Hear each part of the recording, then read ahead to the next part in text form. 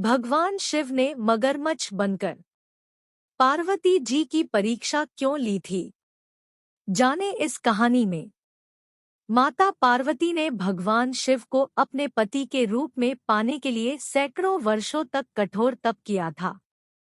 उनकी तपस्या को देखकर देवताओं ने शिवजी से देवी पार्वती की मनोकामना पूरी करने की प्रार्थना की थी।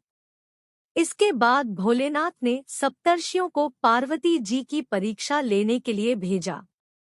इस परीक्षा के दौरान सप्तर्षियों ने शिवजी के ढेरों अवगुणों को बताते हुए माता पार्वती से शिवजी से विवाह न करने का कहा, लेकिन पार्वती जी अपने निर्णय से टस से मस नहीं हुई।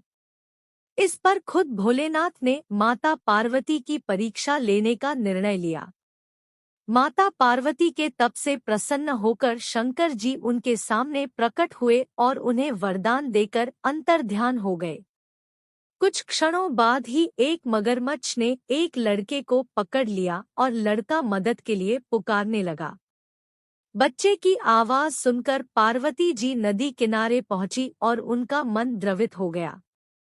इस बीच लड़के ने माता पार्वती को देखकर कहा कि मेरी न माँ है, न बाप, न कोई मित्र ही है। माता, आप ही मेरी रक्षा करें। इस पर पार्वती जी ने मगरमच्छ से कहा कि ग्राह इस लड़के को छोड़ दे। इस पर मगरमच्छ ने कहा कि दिन के छठे पहर जो मुझे मिलता है उसे आहार बनाना मेरा नियम है। पार्वती जी के विनती करने पर मगरमच्छ ने लड़के को छोड़ने के बदले में पार्वती जी के तप से प्राप्त वरदान का पुण्य फल मांग लिया। इस पर पार्वती जी तैयार हो गई। मगरमच्छ ने बालक को छोड़ दिया और तेजस्वी बन गया। अपने तप का फल दान करने के बाद पार्वती जी ने बालक को बचा लिया और एक बार फिर भोलेनाथ को प्रसन्न करने के लिए तप करने बैठ गई। इस पर भोलेनाथ दोबारा प्रकट हुए और पूछा कि तुम अब क्यों तप कर रही हो? मैंने तुम्हें पहले ही मनमांगा दान दे दिया है।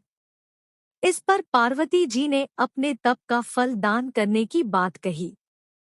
इस पर शिवजी प्रसन्न होकर बोले, मगरमच्छ और लड़के दोनों के स्वरूप में मैं ही था। मैं तुम्हारी परीक्षा ले रहा था कि तुम्हारा चित्त प्राणी मात्र में अपने सुख दुख का अनुभव करता है। तुम्हारी परीक्षा लेने के लिए ही मैंने ये लीला रचाई थी। अनेकों रूप में दिखने वाला मैं ही एक सत्य हूँ। अनेक शरीरों में नजर आने वाला मैं निर्विकार हूँ। इस तरह पार्वती जी शिव जी की परीक्षा में उत्तीर्ण हुई और उनकी अर्धांगिनी बनी।